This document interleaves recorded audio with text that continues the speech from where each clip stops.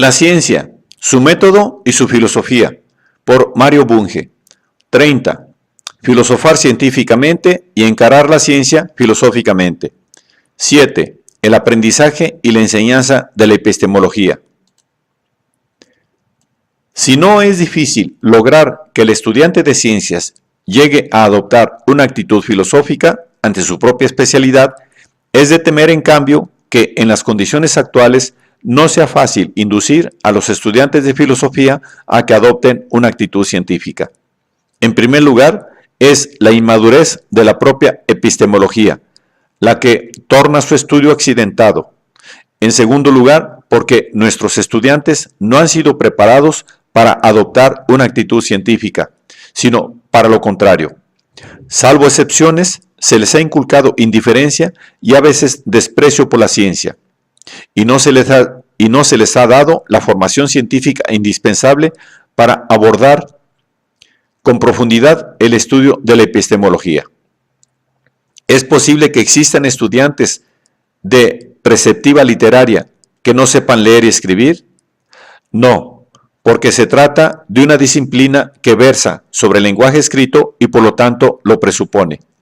Y nadie haría caso de un analfabeto que pretendiera enseñarla.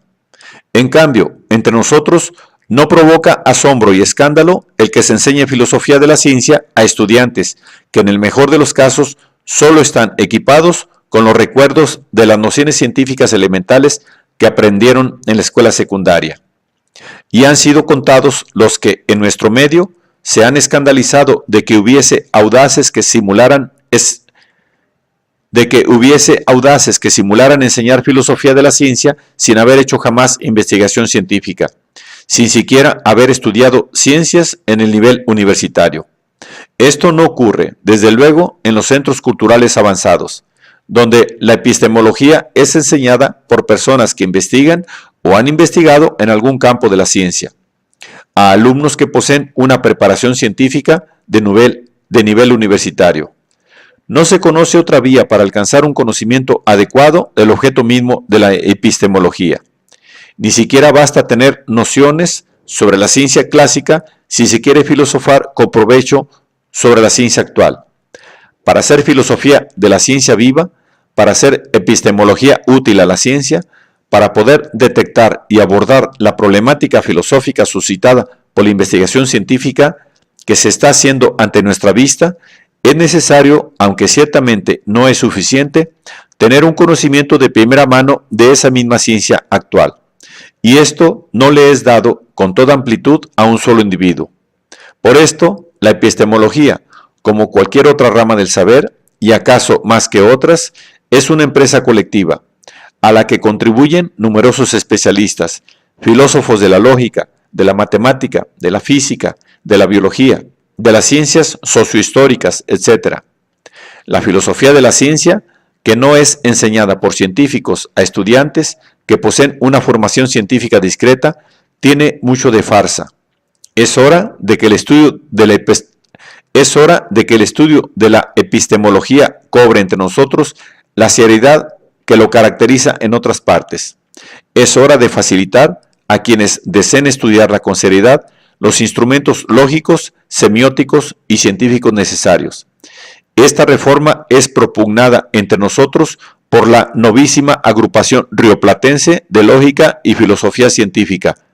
Mientras ello no llegue, será conveniente que alumnos y profesores extrememos la modestia ante las ciencias que hayamos de examinar, tratando de entender sus rudimentos antes de criticarlas. Para facilitar el aprendizaje científico previo a cualquier consideración epistemológica seria,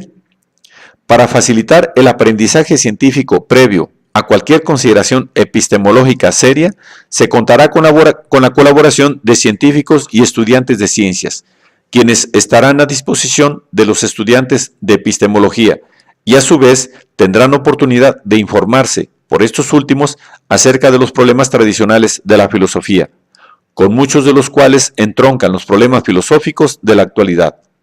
En cuanto a las numerosas limitaciones del profesor, para subsanarlas, aunque sea en parte, se solicitará el concurso de colegas y de especialistas de diversas ramas de la ciencia para que expongan los problemas filosóficos que se han encontrado en el curso de sus investigaciones.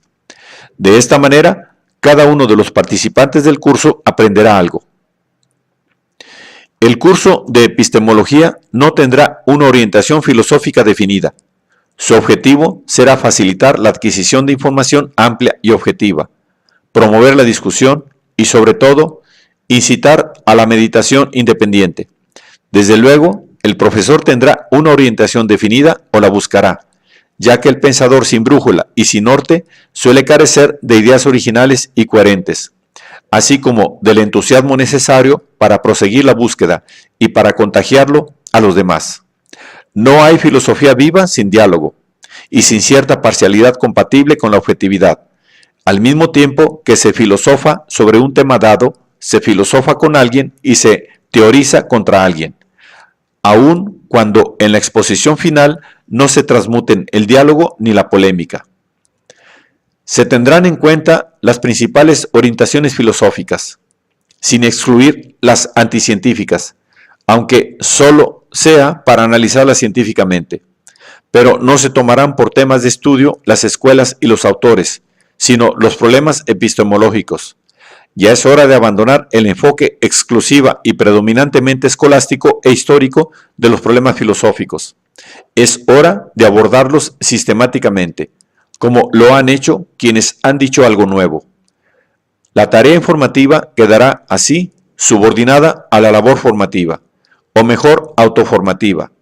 Los autores servirán de peldaños y no de cadenas. Se preferirá el diálogo vivo a la recitación de datos y la discusión inacabada al oráculo definitivo. Se tendrá la pretensión de guardar fidelidad al lema que eligieron los discípulos de uno de los fundadores de la ciencia moderna: probando e reprobando. Se intentará, en suma, adoptar una actitud científica ante los problemas epistemológicos, con la esperanza de que produzcan frutos que convenzan a los científicos de la conveniencia de encarar filosóficamente la ciencia, y que persuada a los filósofos de que la filosofía rigurosa y fecunda no es un género literario, sino una ciencia.